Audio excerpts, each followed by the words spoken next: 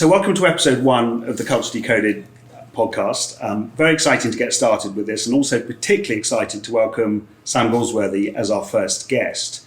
I'll ask Sam to introduce himself in a minute, but I have long admired Sam for what he did in terms of setting up Sipsmith Gin in a period immediately post-financial crash, and setting up the first distillery in London for 150 years, I think it was. So I always admire people who do something that most other people think is completely mad. So Sam, welcome. Thank you, Charlie. Very nice to have you here. Real honour to be here. Episode 1, let alone on a podcast generally with you. So thank you for including me. Oh, absolute pleasure.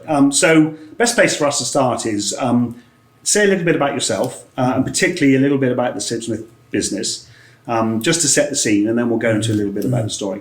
Yeah, so Sam grew up in Cornwall, on a farm, and made my way into the drinks industry sort of post-university, which I didn't last, actually. I went to Bristol briefly, and I recognised it wasn't for me, so I got out and I went straight into the drinks industry and worked for a brewery in London called Fuller's, worked for them in their sort of free trade sales team, and then they moved me over to the US. And I lived in America as a sort of 23, 24-year-old, managing the sales of Fuller's throughout North America. I mean, absolute dream job. Wow. You know, it was when the dollar was 2 to 1, and, you know, everything about it was absolutely incredible. And everything about Britain and Englishness and London was just a dream to the Americans. They absolutely loved it. So actually selling the beer was sort of coals to Newcastle. But it was an incredible experience. And it was there, traveling around the US, and I went to every single state in America, bar 2, North and South Dakota. But anyway, I really got under the skin of the Americans and how they and their relationship, their shifting relationship with brands. And in my case, it was sort of watching the beer world. But once you knock on the door of the beer world, you go into spirits, and there was wine, and there was soft drinks, and actually, I think one of the things that I observed most spectacularly in America was coffee. So I remember going to Seattle and went to go to Pike Street Fish Market at sort of 5 a.m, came out, there was a long line of people standing outside this little cafe. It was writing on the wall, everyone had aprons, everyone had these crazy moustaches, and the smell. There were people on these sort of laptops, and which was sort of relatively sort of new then. And I can just remember going, what's everybody doing here?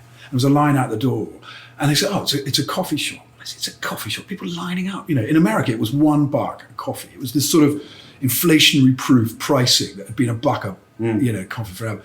And Starbucks came in, and this was their first cafe, and they charged $4 a coffee.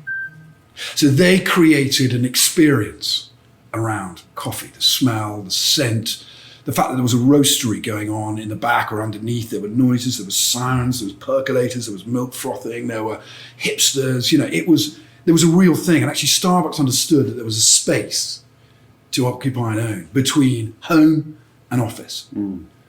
And they found that. And it was the first sense that the kind of experiential economy and how brands needed to do more to make themselves distinctive and stand out, rather than just being sort of a high street this or an at-home that. They found this central space. And so I always remember being very affected by what Starbucks did, and I sort of followed this sort of growth pattern. And this was in 2001, and just saw these cafes popping up and loved it. So I was an early adopter of the coffee movement. But going back to drinks, you know, you had microbreweries, brew pubs where you sort of go in and drunk your beer at the point where it was produced. And, you know, again, it was, you know, $2 a pint of Budweiser, or you could spend $6 a pint for an unbelievable craft beer that had real flavor, real punch, real pack. And you understood who was making it, where it was made, how it was made, with what it was made, and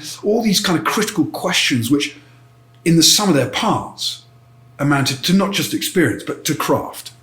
And it was inherently an antithesis of the global brands like Budweiser. It was local, right? Absolutely. I mean, you know, Bud, Miller, Coors, those 3 breweries, staples of American culture, represented 97% of the total beer market in the US. So you had 3% left, you know, and of that 3%, sort of 90% of that 3% was occupied by sort of rather large regional brewers, but actually you had 1% of the market left for craft, imported craft as well, which I was fighting and vying for. And so Fuller's we had a good early start. It was great, but I don't mind telling you, I took my eye off the ball when I suddenly really got excited about this idea of craft distilleries and the whiskey movement, the gin movement, which was which was nowhere there. Right? They weren't drinking gin before it became a thing. They didn't drink gin. I mean, they did a little bit of gin, but it was a real whiskey hub. And I can remember Fairfax, my business partner, and a Cornishman I grew up with, and a great, great, great friend. And he was doing an MBA at Wharton Business School, and would stay with me. I moved to New York, and he came to me and he said, "What are you thinking? What do you think?" I said, "Well, I've got to tell you about what I've seen. I've seen coffee go from $1 to $4 as a result of this movement. I have seen beer go from $2 to $6. I've seen spirits go, whiskey, and this is in the 4 or 5 years that I've been here, and that mindset exists in London, exists in the UK, exists in Europe. This idea that people want to understand more about what it is they're consuming. They want to unpack it. They want these questions answered. They want a relationship with the brand rather than just a transaction or a fix or something. They actually want a sense of belonging, a sense of ownership, and that was powerful. And people were prepared to pay more for that, just to introduce the kind of commercial element of it.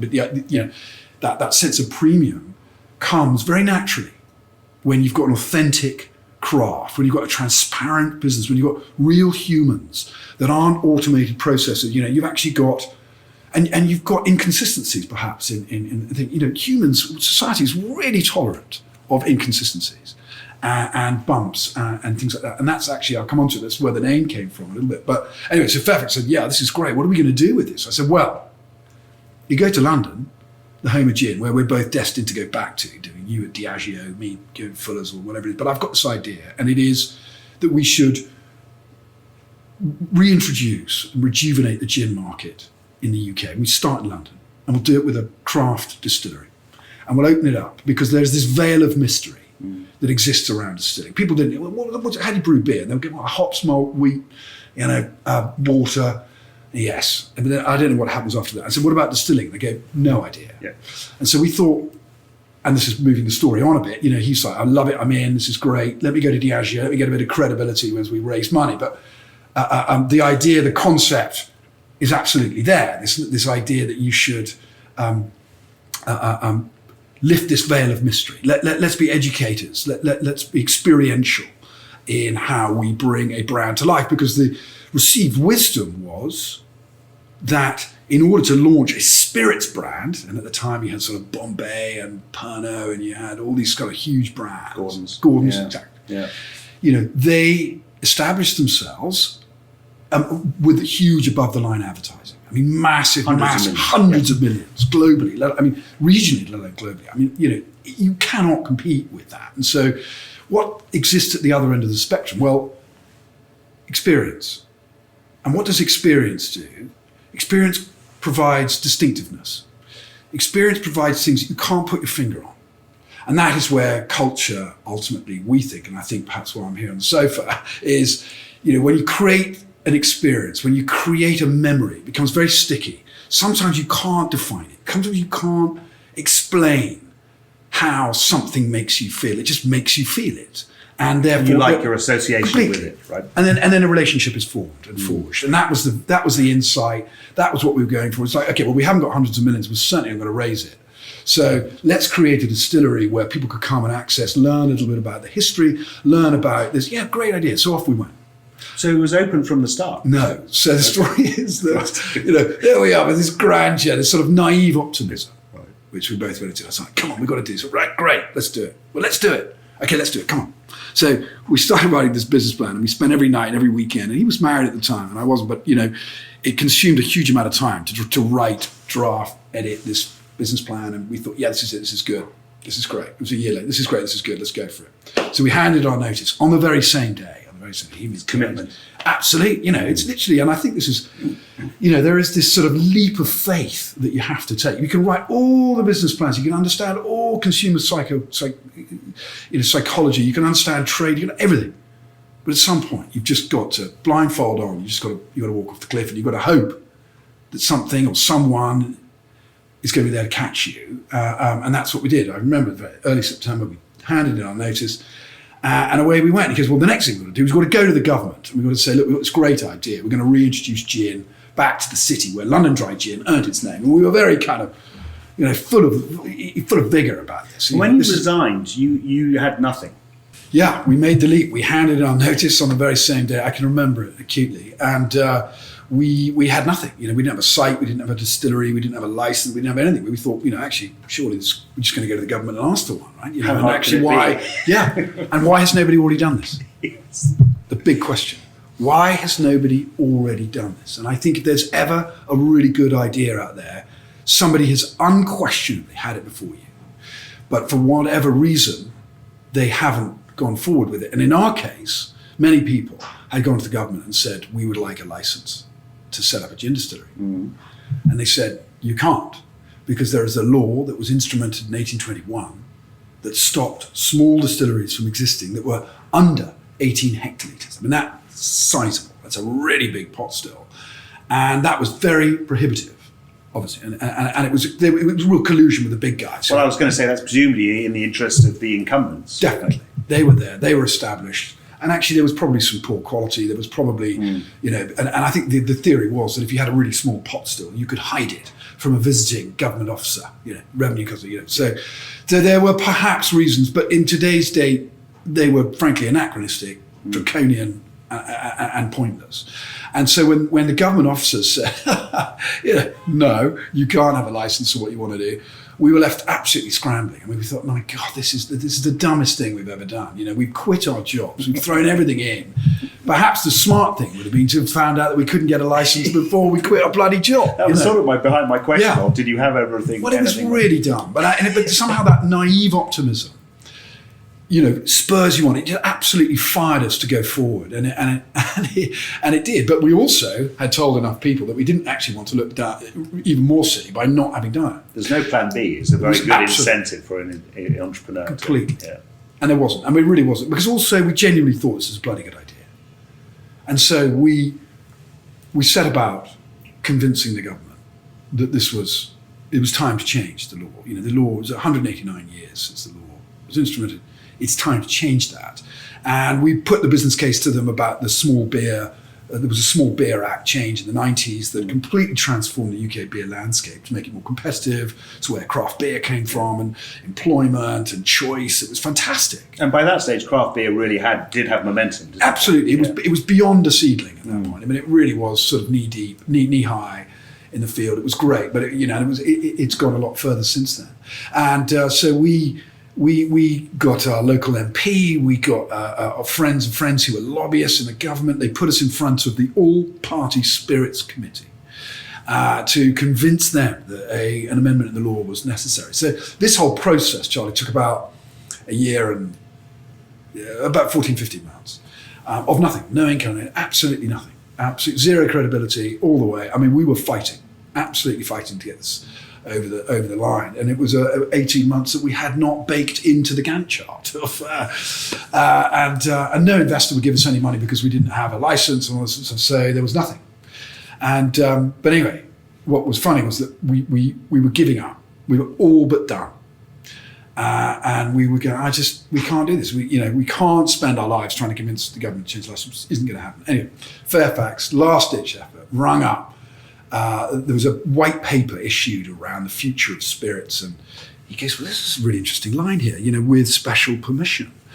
And so he rung up the author of this white paper, long story short, and he said, yeah, if you want, there's been a lot of pressure from someone somewhere to change the law, and this is what we're going to put in. If you want a license, you can have special permission, special dispensation, or whatever the language was. And we thought, this is it. We've done it. He goes, I would not be able to stop you, said he, if you applied for a license in London to set up a gin distillery. Poof, which is about as explicit as government. I mean, gets, completely. Completely. And so there we were. We couldn't believe it. So we applied. We got this ridiculous piece of paper that was, folded up, sort of, telephone memo pad saying you've got a license, and we raised money against that. And then all the green lights started changing. Having been confronted with hurdle and red light after red light, every single light changed to green. And The first one being the license, which then allowed us to get money, which then allowed us to get a site, which then allowed us to get a pot still, which then allowed us to get our master distiller, Jared Brown, who's our third partner, this critical wheel and third leg of the stool. And suddenly we had the sort of formula that was required. We didn't have a recipe, we didn't have anything, but that was Jared's responsibility. And away we go. So that was the construct of Sipsmith, and that was in end of '08.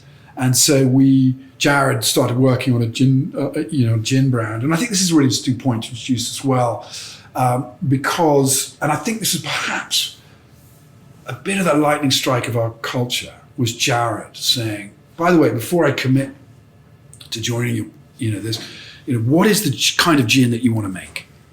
What is the gin that you want? What are you thinking of? And we said, Jared, at this point, we just want to make a gin. We are not, pre-sold or predisposed at all. And he goes, good, because I wouldn't join you unless you wanted to make anything other than a very classic gin, a gin that's going to stand the test of time, because you've inherited 200 years of gin history. And I'm not going to let you make a very sort of modern, weird, wacky, multi-formulaed thing. We're going to make gin the way gin used to be made, and the way I think gin should be made. And I'm a historian and I know what that is. And actually that formed the basis, this sort of foundation of culture, that we should be very classic. We shouldn't be super crazy and disruptive. We're disruptive enough, but in terms of flavor, what people really wanted was a flavor that was going to last, a story about, actually, we know how gin should be made. And we know where compromises are being made currently. And we're going to make sure that doesn't exist. So a sense of doing it properly. Absolutely. No compromise. That was the whole thing. No compromise. And it remains one of our values today. Absolute zero compromise. And from ingredients to stylistically to equipment to the way we recruit, absolutely no compromise. And that's now changed a little bit to another value, which is sort of no half measures. So whatever we do, we go in 100%. It's a double measure. What's the point? Right? Exactly. Can I ask, so we're going to dig more into the cultural piece, but I'm interested in the timing. So you said that was late 2008. Yeah. Now, I remember, and I'm sure many people listening to this podcast will remember, that was chaos because it was just on the back of Lehman Brothers collapsing. There was real fear that the entire financial system would essentially break down. None of the banks were lending. It was the closest I've seen in my entire life to institutional panic. Yeah.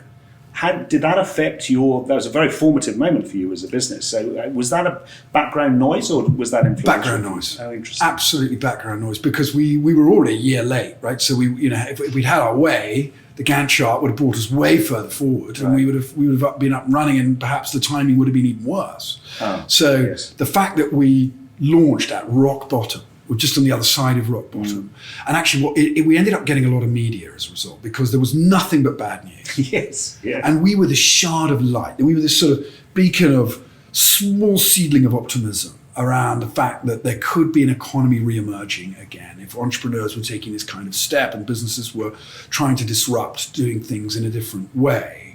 And actually also people were looking again for that word experience. People were out there looking for something more than just a gin and tonic in a pub or a martini in a bar. They wanted passion, they wanted enthusiasm, they wanted to hear that people had sacrificed something. That's what we heard loudly, was that, look what you've done. You sold your flats, you've given up everything, you've sold whatever you had and put it all into this.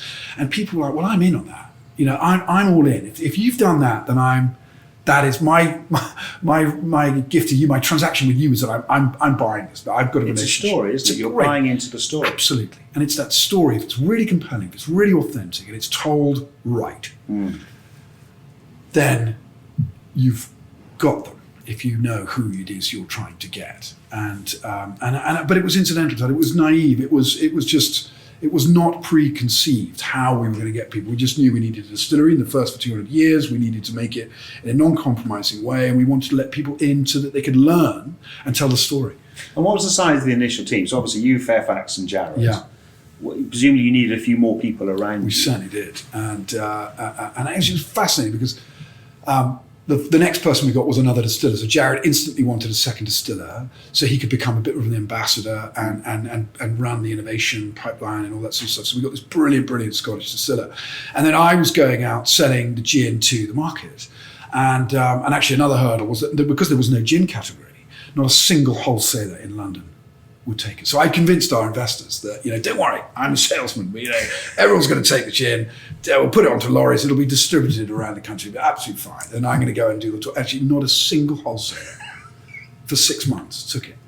And the only way of getting the finished case from the distillery to the bars, which we were not unsuccessful at winning, was on my scooter. So I had a moped in order to get around, and I put 2 cases between my legs, 2 on the pillion passenger, and 1 on the box, the sort of Deliveroo box. And I was driving to Duke's Hotel, to the Harvey Nichols, with a high-vis jacket and a helmet, and a delivery note, and all because wholesalers wouldn't take us. But that is still the story that people tell. These mistakes that we made, the naivety with which we just assume things are going to happen, and they don't.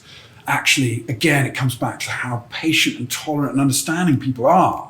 As you make a mistake, you go, sorry, I thought we were going to have a wholesaler. No, you can't. So I'm going to deliver it to you in person. I couldn't fit it on my scooter. It's going to be a day late. They loved it. Well, I had to do 3 runs a day. So the next person we got was a salesperson. We got a brilliant guy from Majestic, and then we got he was looking after the on-trade with me, and then we got this phenomenal girl called Georgie who ran the off-trade, so all the grocery stuff, and the 3 of us were running UK sales for the best part of sort of 3 years together, and then we had a marketing team which was a team of 1 and 2, and all the marketing that we did, almost 100% of the marketing had to break even there and then.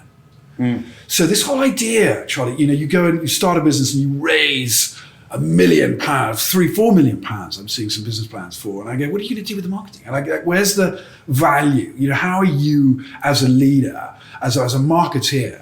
The value, your understanding of the value of that pound versus if you've got £1.5 million, swilling around in a current account.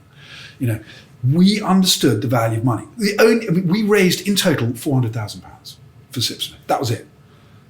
On the cap table was £450,000 in total that we raised for everything.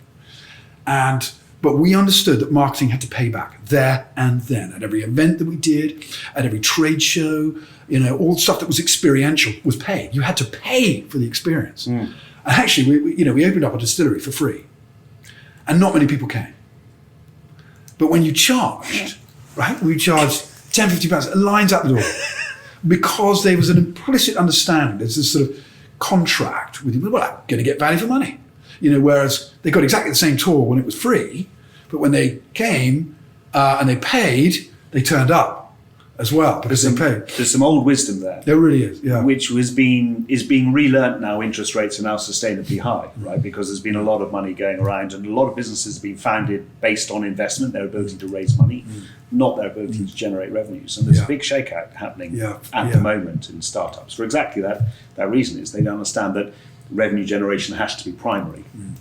But at that stage, you were presumably all in a single room. Oh yeah, right? We were. So culture was at that stage organic and automatic, right? Yeah. It was all through osmosis. Communication was through osmosis. We never had meetings. We were just sort of sat across a couple of makeshift IKEA desks and someone's old kitchen, and it was.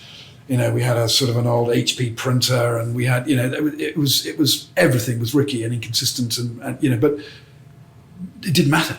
And actually, I love the fact that it was, the holes in the cushions, the wonky chairs, that nothing was imperfect. And yet, of course, had we raised 1.5, we'd have probably spent a lot more on furniture and really fancy cushions and, towels and loo. I mean, it was gritty. It was gritty what we were doing. And it was important. And Fairfax did not allow us, as the guardian of finance and operations, to spend anything that was not warranted in any way, shape or form, unless it was customer or consumer facing. And driving revenue. Absolutely. And ultimately driving revenue, because everything had to pay back. Events, as I said, and the demands that we placed on our customers to pay us back. So the terms we gave them were really tough. And of course we asked for everyone else for much better terms behind us. So that, cash flow management. Absolutely what it was. But but it was 101 stuff. And actually I think Fairfax and I reflected on this last year, the way that we brought it to life was absolutely shoestring. It was shoestring stuff, not least because we didn't have much money, But that little amount of money changed the behaviors of us as leaders. It showed how much harder we kind of had to work, actually, through the weekend, we're doing events, doing things, and our team did the same. I mean, they just sort of copied, quite rightly, what they were doing. And they hadn't have skin in the game. But they were just part of something. They felt part of a movement. And in a way, like the more press that we got, the more column inches that we got, the more television stuff that we were in, or the new accounts that we got, whether it was Parliament or whether it was, the Royal Opera House or some of these incredibly sort of London or British iconic brands that were really wanted to adopt us. And this is still in 2009, so we're not even a year old. But these 3 salespeople and our distillers and the marketeers would bend over backwards. I mean, they were absolutely 120% invested, even though they weren't. Yeah. And I mean, in the end, those that stayed the course did in fact get skin in the game, respectfully. But that wasn't why they were doing it. No, but it wasn't why they were doing it. It wasn't why they were doing it. And actually, as leaders, we'd sort of paid no attention in a way to that. But our behaviours, the way that we work, the tone that we set, the pace that we set, the expectations and the management of money and marketing, etc. I've said enough, but you get the point. So I do, and it's very visceral at that stage, right? And as you say, automatic, and presumably people who don't fit, don't make it through the interview phase. Talk a little bit about the evolution, because there's obviously, it will have had maybe not so noticeable, but stages. And you went through this extraordinary growth story, and then you really created a category in of itself. And then, of course, there was an acquisition some 10 years later. I'd love to hear the reflection of how the organisation evolved over that time.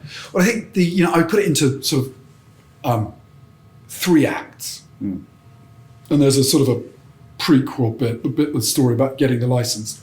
And then Act 1 is from March 2009 that runs up to probably 2013, 2014, when the team we were all grafting, and it was all about grit and determination. And we suddenly woke up in 2013 and we were in 20 countries globally, not in any meaningful way. I mean, it sounds wow, but actually, 5 or 6 pallets here, there and everywhere. I mean, the great thing about gin, it doesn't go off. You can put it on a back bar and it's there, and everyone just goes, wow, you're in Tokyo. And actually, it's not that much, but still, we were very proud of it. So, but it is, you got to be careful about ego, right? It's you're everywhere. Yeah, we are everywhere. You're not. You're actually, it's mild revenue management. It's just good visibility. So Act 1 was right up until we woke up. We were in 20 countries. We were in all the wholesalers we need to be. We're in the right retailers here.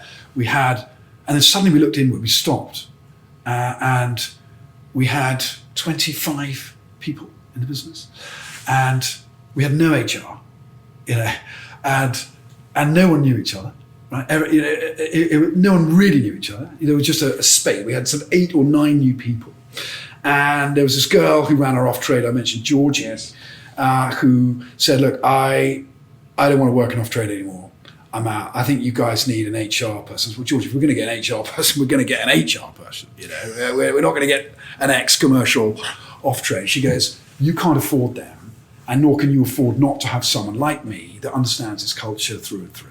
Presumably also the sort of traditional HR probably wouldn't have fitted very well. I think that's right. And actually my experience with HR at Fuller's was very sort of robotic. It was very formulaic, very structured, very processed. And there was not a lot of sort of empathy. There was not a lot of emotion. Not much character. And you were all character. Correct. And so that was Act 1. And so Georgie moving into running our head of culture, she gave her own title. She was super autonomous, and I said, "How are you going to do this?" She used one word. She goes, "Instinct." We're all about gut feel. If we ever wrote a book, I think it would be called Gut Feel. And Georgie, James, Fairfax, Jared, and I all talked about the sort of instinct of the formula of head, heart, and gut all coming together to inform whatever it is. And if there's enough of you contributing towards that formula, then you're probably going to make the right call, because instinctively you know how each other works, and you know how the brand as an organism functions as well. And Georgie probably knew it better than Fairfax, than Jared, and definitely myself. And as we had these new people, of course, we couldn't afford a £50,000 national account manager. We couldn't afford a $100,000 international salesperson. We were taking people out of uni, We had the student ambassador program, and we went to every single key city. So we had 30 different brand ambassadors that we paid a really small amount. We gave them free beer, free gin, and merchandise. I mean, everybody loves As a student, that's very valuable. And their job was to host drinks parties and experiences, and it was great. And probably 8 or 9 people came through the company, probably more. Having been a student brand ambassador, I came through sort of graduate program, which was sort of non-existent, came through, and then became a salesperson, or became marketing. And it was brilliant. But of course, we couldn't afford to necessarily pay them very much. And suddenly then we woke up. So this is Act 2, right? So we woke up, we had 25 people in the company. It was like, shit, oh my God, what's happened here? And there was some cultural tensions at that point too. There was this sort of they didn't know each other, and they're clashing, and you had finance, you had sales, you had marketing, all the kind of classic. Right? You then have departments. You don't have a small team, you have departments. Absolutely. And so Georgie came in and became this glue, this attempt to sort of refuse us all together. And she stopped us and said, look at what we've created. People are coming here because of this culture. People are coming here because we created something. It's not just a great brand. It's not just because we've changed the law. It's not just because there's an experience of it's not that. That was the outward. That was the external culture. That was the observation, the perception, which was great, and I think it was quite real. But what existed inside was chaos, was hard work, huge amounts of laughter, but some tension. And Georgie's job was to iron out the tension, to get out the creases, because they were emerging more than they should have done, and we would have liked them to have done. And she was this sort of mother hen. She was this extraordinary, empathetic person that absolutely understood how to run us, how to work up, and show leadership upwards, which I think is something that's really often not talked about. This idea of, people talk about managing up, it's actually leading up. And I think if you're a really good leader, you will be allowed to be led from below. Yes, the military talk about that a lot. Do they? They talk about followership. Being a good follower. Yeah. It actually is a reflection of leadership. Absolutely. Very interesting. Well, I can see that. And Georgie had this power on us. She had this grip. And she was this glue. And she said, all these people that are coming through to interview Sam, they're all talking about this culture, because the few people that left us were sort of espousing what it was to work at Sipsmith, which was chaos, absolute chaos, but successful chaos. Yes. And there was no structure, there were no rules. And so we went to Act 2, which was a slightly better organised form of chaos, but chaos nevertheless, but led by Georgie, led by this Ministry of Culture. She set up a Ministry of Fun, so that we were all working so hard at crazy hours. And she created this sort of club of fun that then informed what we did, how Christmas parties existed, how offsites worked, the language. And we suddenly recognized that we had a language that was being used all around birds, swans, bevies, all the sort of anachronisms that exist around that, smithery, Smith, Sips, and there was this language that Georgie reminded us of that was so important to culture. And but she was codifying it. Absolutely, that's exactly the word. And that's the point. Exactly the word. She codified it for us, and made sure that when we were speaking to our team or were to press or investors, we were using the same language inside as we did out. And of course, Innocent Smoothies did it brilliantly. They understood, and they were authentic in their culture all the way through, in their tone of voice and their language. Innocent were based right next door to Sipsmith, right next to us in Hammersmith. So we understood a lot about how they worked. They were probably the first of those kind of FMCG brands to sort of use that language on their pack as well. So Act 2, off it goes. We suddenly got a lot more professionalism. We're a little bit better organised, but our growth rate is still unbelievable. I mean, it's almost unmanageable. We moved sites. We went from Hammersmith to Chiswick, not far away, but it was seismic in size. And we were really then wearing what we called a sort of suit size that was way too big for us. And it's an interesting analogy. When you wear a suit size too big for you, you can't wait to grow into it.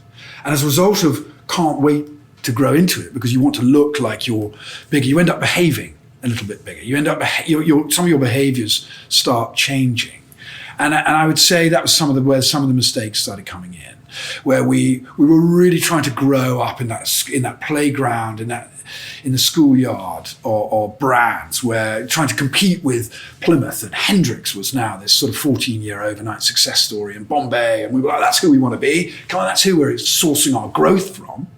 Let's behave like them. So you started externally referencing. I think we did. That's interesting. I think it was interesting. I think we can reflect on that. Actually, what we wanted to do was source growth. We wanted to steal every single pound that was being spent on all these brands over to Sipsmith. But actually, in doing so, we ended up trying to emulate some of the brand behaviours. And Georgie was the only one. Our internal culture was what really stopped us going any further. And our team holding us a little bit more to account. Well, hang on, why are we behaving like that? Why have we got an advert? We've never advertised. Why would we do that? Why are we peering on SEO? Or, all the stuff that we never did. And actually, a lot of it was because internationally we needed to reflect a slightly different sort of look and feel. So we grew into this suit size that was significantly bigger, and then we ended up. Our recruitment was still first class, and actually Fairfax and I were still involved in absolutely every single person that entered the building. No one could get through, and that was the end of Act 2. And the moment Act 2 ended was when we were approached by a number of different companies, coincidentally, around about the same time. And all we were looking for was someone to help us get global distribution. It was a nightmare. You needed muscle. We don't need to go into that. You and your listeners will know all about it. But this idea that, you had to have distribution muscle. As soon as I left one country, your sales went down. You went to another one, you went up, and it was like whack-a-mole, the reverse. It was a nightmare. And so, long story contracted, we had 3 or 4 different people having a pop at us. We said, we're really not for sale, but you can buy a stake in the company.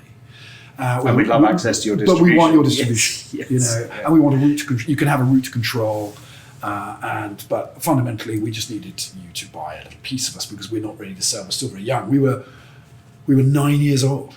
But of course, as you touched on, the world of gin was exploding. Everywhere. To a large part down to what you had created, the sense of a movement. I think we were at the front end of it, but even on the continent in America, there were lots of these craft distilleries popping up, making gins, and so suddenly it was even harder. So we needed to keep in front of this rising tide, and largely we did that. We thought we'd actually only really successfully and efficiently do it with a partner. So we found amongst them all. A company that espoused a very long-term vision, a privately owned company that really understood our sense of independence. And that was really important to our team. We were petrified of telling our team, absolutely petrified, that we were having these conversations in the background. Georgie was the only one we let in, and there were tears. And we said, look, we kind of have to do this. You have to do this. We're not selling outright, they're only buying a stake.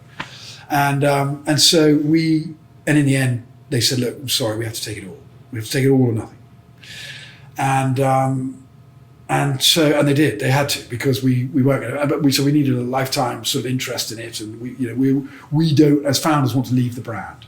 We want to stay here all the way through. And they said it did. So we did the deal on the 19th of December, 2016, I think it was, and that was the end of Act 2. So we went to Christmas. We told our team. They went out to the press. And we were right to be worried about our team because they loved everything that Sipsmith was, the sense of independence, this independence of it, this autonomy, this spirit. And actually, it would have been okay to have sold a little bit, but actually we sold it all. And actually, we had probably 70% of the team were going, I can't fucking believe you've done this. And then you had 30% go, this is exciting. Wow. So we got the 30%. We go, can you? We're going to present to you, here's the future. It's immense. It's enormous. It's so exciting. And gradually the positivity came in. And of course, everybody goes through that emotional cycle. What is it? Denial. It's the grief cycle. Acceptance. It's the grief cycle. Yes. Acceptance to, on we go. And before you unpack that stage 3, I'd just like to pick on something, because you mentioned that Georgie had this title, Minister of Culture.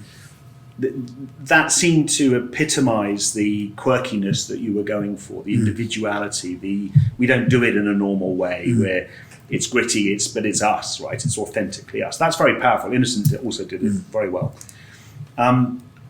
What was the positioning of that individuality, that quirkiness, that unique Sipsmith character? And I love that title. I've not seen that title, Minister of Culture, anywhere else. What was your thinking and the communication to the team on that individuality? Because the big fear beneath all of the processing of the news of an acquisition like that is we're going to lose that individuality. Yeah, definitely. I mean, fundamentally, the Ministry of Culture was there because our recruitment process was so bad. We didn't have any strike. It was very distracting. Actually, we didn't want to manage people. We wanted to sell a brand. We were there trying to espouse, suddenly we became people managers. We weren't trained in that. We were terrible. We were appalling. But Georgie had this instinct that actually, and that word instinct, that gut feel, she goes, I don't need to be an HR person to improve the organisation, to get the structure right. We won't lose this sense of autonomy. We won't lose our culture if you just bloody leave me alone to get on and do it and have faith and trust that I'm just going to do it the right way. So that was in stage 2? Absolutely. That was the end of stage 2. Okay. All the recruitment. And how did that survive the transition into stage 3? It did at the beginning, but it tapered out, definitely. And I think this is the beginning of Act 3 now of Sipsmith's journey, where they were brilliant, Beam Suntory, who acquired us. They were brilliant. They really understood the sensitivity with our team. They really understood the sensitivity with the trade. And actually, there was no issue with the trade. The trade were delighted. They were thrilled for us, and they were pleased that the portfolio was also going to be a part of it. So yes, there was a tapering out. But Beam Suntory let us remain independent. So they could have done what some companies do, which is just subsume you and find the synergies instantaneously to get some return on their invested capital. But they said, no, we're going to leave you alone because you're too precious, you're too young, you're too special to be a part of a portfolio. And we were delighted. We felt it was a real win. And Georgie was thrilled. Everyone was thrilled. It was great. But slowly but surely, the fungal creep of corporate world got in, right? And don't get me wrong, and there'll be a lot of people I hope listening that will really understand what corporate creep means, where it does, you can't see it, mycorrhizal movement of fungi network, in it goes, and so too the emergence of structure, edges, process, guardrails, that weren't there before. But don't get me wrong, we were yearning for some of that because the chaos was too much. Yes, it was too much. It's fine if you're young, but if you we want were to a big brand at that point. We were turning over a lot of money, but we were very naive leaders. And we were holding on too much to one sense of this culture and not getting enough, and we didn't have the balance. We were not good enough leaders for it. And so we were welcoming in part of this corporate fungal creep. Some people, it was just too much. And so that's not why they joined the company. It wasn't. And so you got suddenly there was in year 1, year 2, the upward trend of attritional fallout. And that was okay. And some people were made for it, some people were not. Yeah. But here's something that happened. Was not only did we lose a lot of people that really loved that independent spirit, that thing that was so special and ultimately was acquired for. One of the reasons was acquired for. Yeah. But not only did we lose a lot of people that wanted to be a part of what we had created culturally, but we ended up recruiting people that had come from the big corporate world. Not necessarily from that corporate world that acquired us, but when you start bringing people in from big co into small co, which is now belongs to big co, woof, culture changes at pace. I mean, because they import the edges. Absolutely, and the they go, here's what, and I think, what can you bring us from your big company? That we were inviting in, and at pace, we were ushering in a change in the culture, and I think it was somewhat deleterious to who we had been. And I was beginning to see things that I didn't recognize. And was that a necessary change? I think in some part it was, in others it was not. I couldn't, don't ask me for examples, because I couldn't put you, but again, you know, that instinctiveness is there. You go, oh shit, look, that shouldn't be, we shouldn't be having conversations about that, you know, or why am I seeing this? We never used to have this. And again, well, you invited it in, you know, and they were right. And of course, health and safety, quite rightly, was sort of that first thing was ushered in, and we needed it. Don't get me wrong, it was absolutely critical and much welcome. But there were other things that started featuring that were probably sort of slightly less welcome. But it is interesting, when you are acquired, things change. They will change. They have to change. The people that buy them want to see change. They want to see growth, and with growth comes change. And it is impossible. And you can talk to the founders of many other companies, as we have done Innocent. They would go, you're absolutely swimming upstream if you think in a flood. If you think that you can hold on to the culture that you had, you've just got to let it go. And change is good. Change is okay. Manage it. Talk to your team. Expectation. Get that right, and let them know that what's coming and why it's coming. And we ended up becoming really good at that. So I've become a very different leader now, and Fairfax too, as a result of this. But things are different, no question. And did you? So I'd like to unpack that just a little bit, because what you're talking about is developing a skill in identifying what is good change versus what is bad change, and that. Presumably it's flying blind when it happens at the start, but you develop that skill. To talk a little bit about that, because you talk about being a different I don't know what the skill is. I mean, and you certainly don't see it when it's happening. You only really look at it retrospectively. And when it's in the rearview mirror, do you see it? I mean, I think there are behaviours that I now see from us as founders, less so Jared, who's just been a constant rock of unchanging brilliance and wonder. But Fairfax obviously came from Big Co, so there are obviously brilliant examples of the reverse happening. But I don't know what the skills are, Charlie. I know you want an answer to that, and I'm not sure I can really define an answer to what you want to hear. Maybe it's in the mix, because before we started recording, you reflected on the fact, the advantage of starting a company with two co-founders. Yeah. And what you've just described is three very different personalities. Yes. Fairfax and Jared, different skills, but different ways of thinking as well. And Very. maybe that's a sort of insulation in part, or at least a compensation mechanism, where it's not one person having to go through a personal change. You've got almost a suspension system that's keeping you up. That's a brilliant way of putting it. That's a really smart way of putting it, because that's exactly how I will now describe it going forward. It's this idea, and actually, when we jumped off the cliff and we handed in our notice, we did it because of the two of us. I'm not sure I'd have had that fearlessness and bravery without him necessarily. And of course, he had the operational brawn. I had something different. I didn't know what it was. I had this sort of, bit of commercial, a bit of sales, a bit of, whatever it was. And Jared had the know-how. But in the real lows that we experienced, and we did, it wasn't all easy riding. Of course. One or other of us would pick the others up when the others were down, and we could see it. We understood each other. We knew each other. We knew what the other one was going to say, or frankly, where. Right? We knew. It was really weird, but we just knew. And when the times were up, the others were down, and we were that suspension. That eased us through this.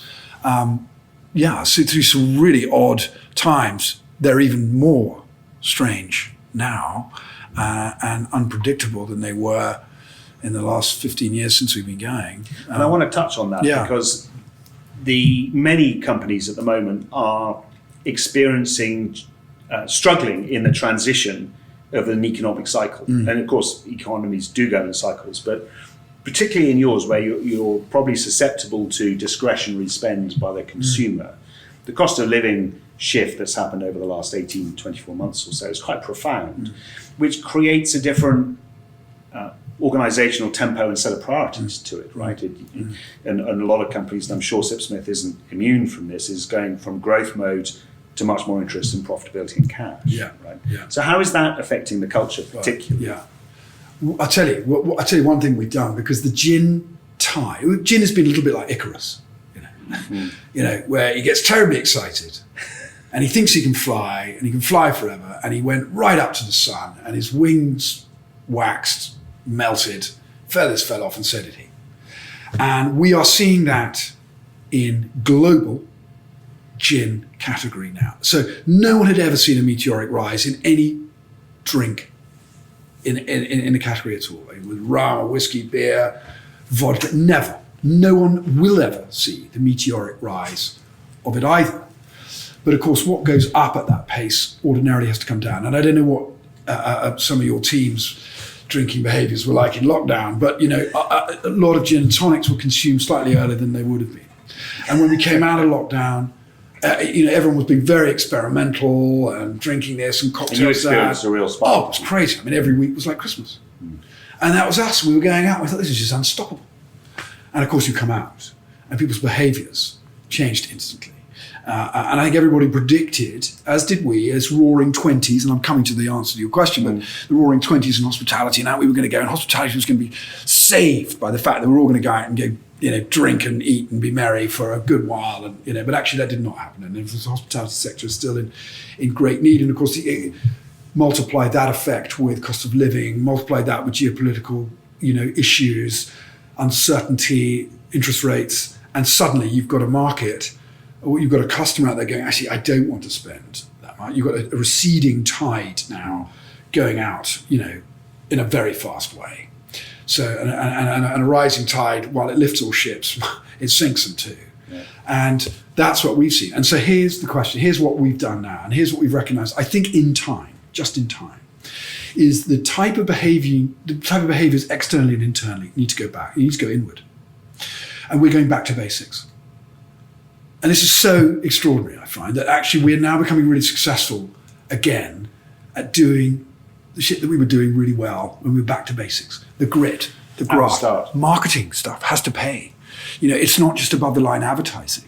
Our value for money, our understanding of the value for money is absolutely critical, and it needs to be.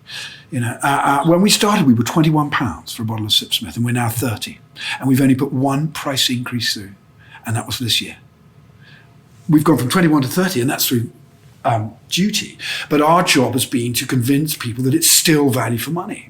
And of course, that tide has risen. All pricing tide has risen through duty. So everyone's in the same boat. But our marketing activity is about now going back to basics. So externally, we're going back to the brilliant stuff, experiential stuff that we were doing before. And how is your and internally, yes, we're doing the same. So the Ministry of Fun is back. We're going back to the kind of values. We're reminding ourselves of the values that we espoused and we built the business and the brand on. The sense of being a family, looking after each other. People are finding it really hard to make ends meet. I mean, they really are. It's not a fallacy. I mean, it's absolutely the fact. And people's lives are sort of inherently different to what they were. And so the way that we behave with our team, what we offer them, the flexibility, the elasticity, and the patience and tolerance needs to shift as well. So you've come full circle. Absolutely. So your cultural attributes are almost more recognisable what they were in Act 1. I think so. I'm absolutely sure. And of course, there's very few people that are still there from Act 1, yes, and even there aren't that many from Act 2. A lot of Act 3 now. I mean, these guys are absolutely brilliant, and they're loving the fact that we're reintroducing the tenets of success that we had culturally from before, and we've done lots of sort of psychometric stuff to help us understand each other a little bit more, and I think that's been really helpful. But there's more to do, and I think that sense of instinct, right? That's that gut feel. Common sense. Let's not be robotic about HR. Sam, you talked about coming back to sort of the attributes of Act 1 in the current climate and how you've sort of gone back to what made Sipsmith special in the first place from a cultural perspective. I'm curious to know whether you've kept many of the signals and the rituals from that first phase. So do you still have a Minister of Culture? Yeah, we still have a Minister of Culture. We still have a Minister of Fun. And that's a great title. Yeah, it's brilliant. It's a much coveted one as well. No, I think those are really important. We haven't let go of when the meetings are, and everyone has to stand up for the meeting on Wednesday. Our Christmas parties, we have a away day. There's a lot of stuff that wouldn't surprise anyone. There's no kind of like, oh wow, you do that, because I think a lot of people use a bit of instinct as entrepreneurs just to do the right thing. I mean, I'm sure there's some stuff that we're not doing that we should. But yeah, I think broadly the rituals, the language, and the tone of voice internally. I'm not talking about the brand, but our internal brand is very much there. It's very distinct, and we that it's the values piece, right? Yes, and recognizing, we've got sort of three great values, which is sort of, we are a family, no half measures. And the other one is, we laugh together, we graft together. And there's that idea of, you do have to work bloody hard. You have to work hard anywhere, right? And actually, but my goodness me, you can hold us to account, we're going to have fun while we do it. We are not putting people on the moon. We're not in the medical world. We are not, this is gin. This is a drink. But so we're going to have fun doing it. We're not going to take ourselves too seriously. And that is really key. And I think part of Act 2, and certainly one of the failures in Act 3 was we just took ourselves too seriously. And again, it's coming back now to we just have a laugh. It's really, I see a lot of organisations trying to do what they consider to be the right thing with culture, but they view it through a corporate lens and they lose the distinctiveness of what makes an organisation unique. So those three values that you talk about, we're a family, no half measures, and we laugh together, we graft together. No one else will have those, right? Yes. And that's a really important point. And a lot of organisations, I think, need to be encouraged to be bold enough to be unique in their cultural distinction. The old adage, I think Enron's culture was described as integrity, performance, teamwork, and of course that's a completely bland, vanilla version that most organisations have. There's no distinctiveness there at all. So I think that's really important. Now you've more recently certified as a B Corp.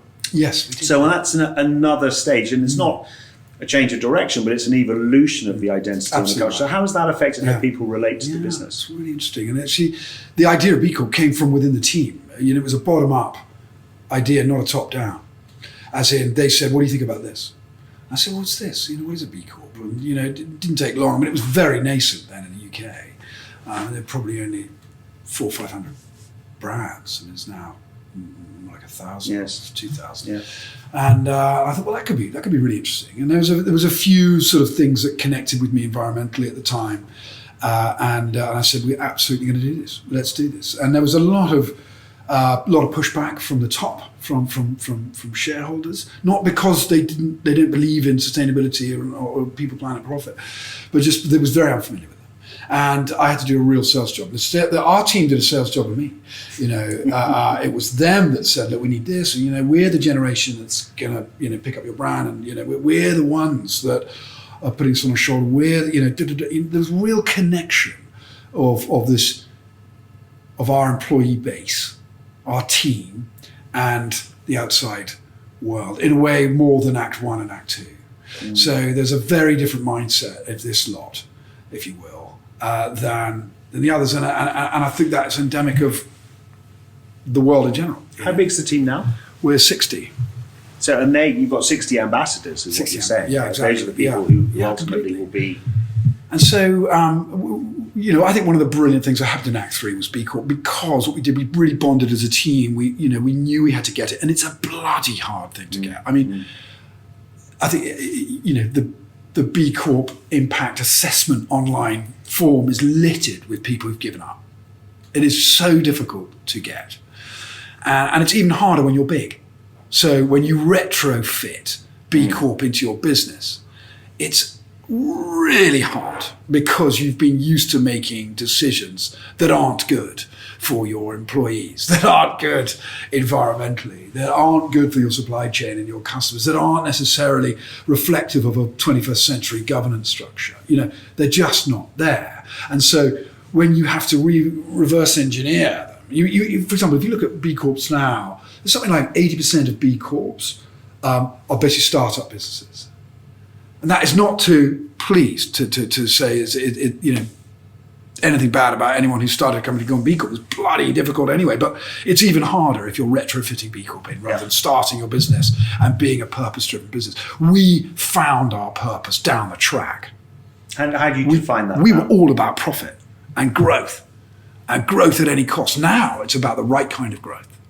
So is that how you describe absolutely, it? we describe having the right kind of growth, and that is language that's used by many different B Corps, and it's true. So the right kind of growth is having the right kind of people that are looked after in the right kind of way, that where it's fair, it's equitable, and that you've got the right governance structures in place, the right policies, that you understand your supply chain, that you understand how you've sourced things, and you understand that the scope 1, scope 2, your impact on site, and you understand actually impact down the chain as well, downstream, etc. And you become aware, you become awakened to the impact that you have. And drinks industry has a massive impact, hugely water consumptive, hugely energy consumptive. We employ a lot of people, and it's alcohol. I mean, let's be completely clear. This is it's alcohol. We have to work even harder, and we do. And we do have purpose beyond just our economic drivers. We absolutely do. And our team have always come first.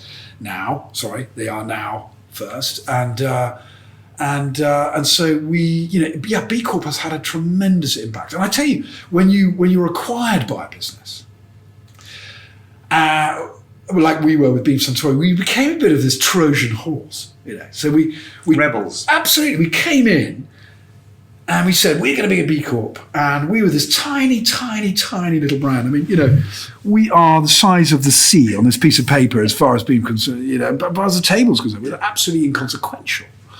But in we went, and we definitely rippled. We were a bit of an earthquake and a real pain for the top executive leadership team because we were calling out things. We were saying that, we became these absolute B Corp champion sustainability heroes.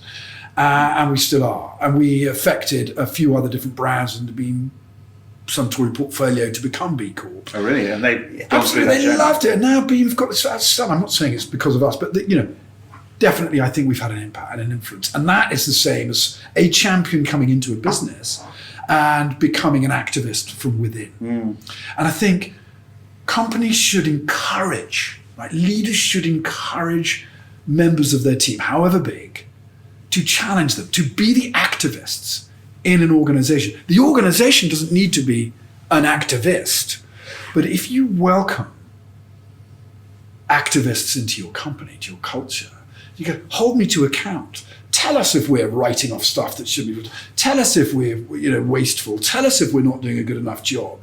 We'll do our best to shift it, but we don't. Or, our blinkers are naturally on. And so if you can lead up, communicate up, tell us, bring the outside in, but corporate activism should be encouraged without any shadow of a doubt. And it's not just about the generations that are in now and will soon be leaders of this next wave of industry. It's just because it's the right thing to do. Because we need to have our feet held to the fire, we need a sense of accountability, and that's how change happens. And it's how change happens faster. That's very interesting. That sense of activism. It's profoundly counter the culture of many organisations which ask implicitly or explicitly some degree of conformity. Right? Without question. So that one of the challenges I see all the time, particularly with a greater emphasis on inclusion and diversity at the moment, is how do you balance the tension in an organisation between the need to have a common set of values and a common way of working. I mean, you've described a very distinctive culture in Sipsmith, but yet at the same time having that willingness to speak up, the activism. There's tension in that. How do you enforce the identity of the culture, which is ultimately essential for the survival of the business, and at the same time encourage that activism? What's in that for you? Well, we also have a team called Kaizen, which is the Japanese word for continuous improvement, which the Japanese culture of Suntory introduced to us. And we recognize that we can't sit still, a policy can't sit still, a team can't sit still, a brand can't sit still, a company can't sit still, your supply chain neither.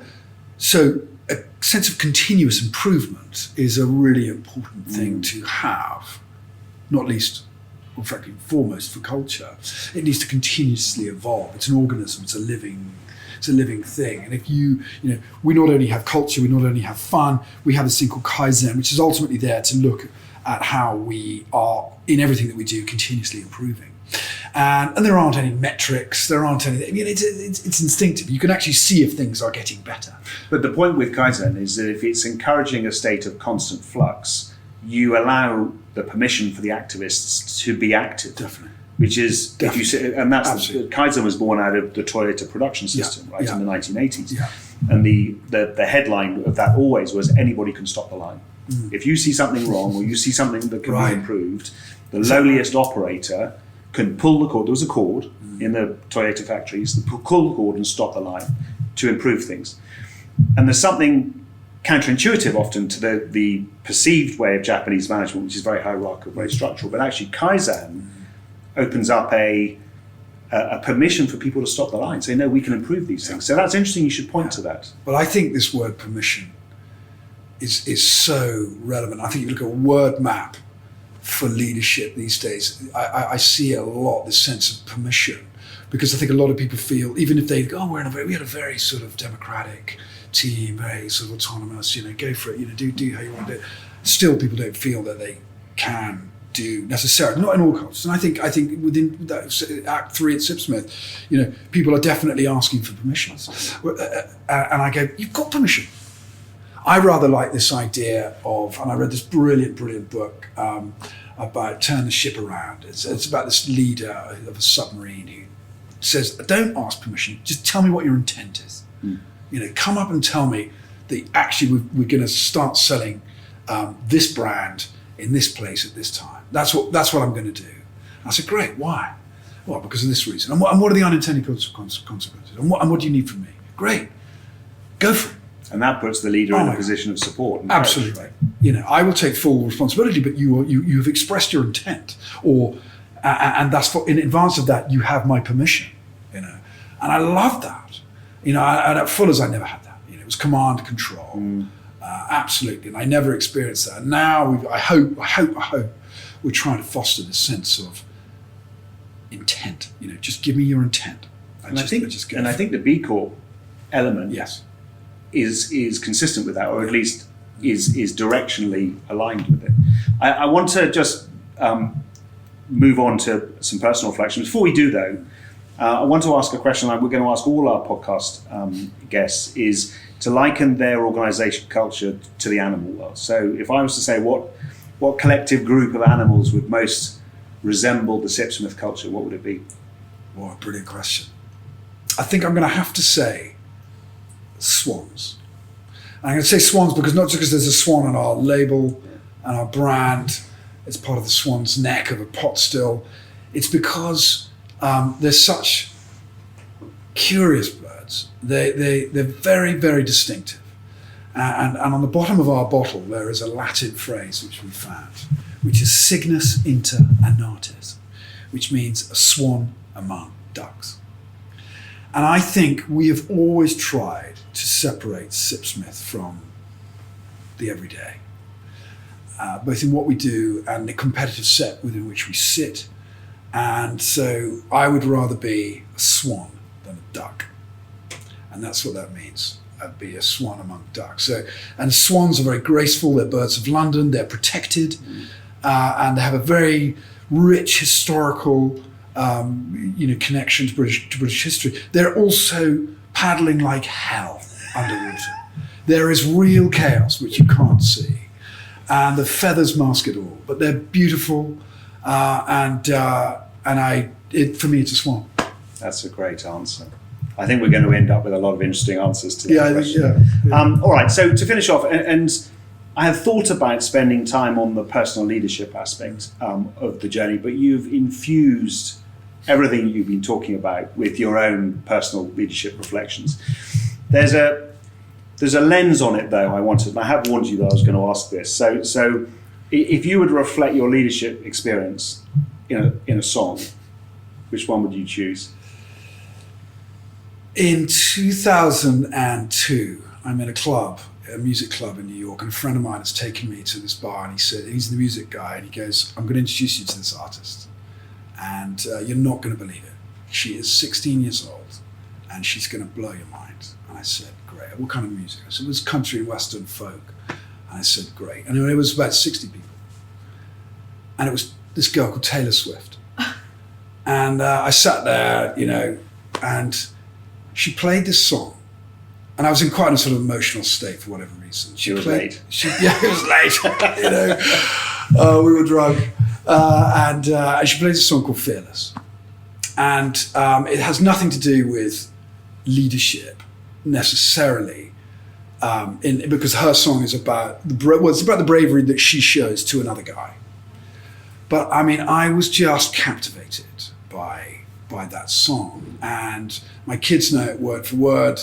And for me, today, more than ever, we need fearlessness, I think. And fearless empathy, I think, would be the word that I would tack on to the end of that. So my song is Fearless by Taylor Swift. I'm a Swiftie.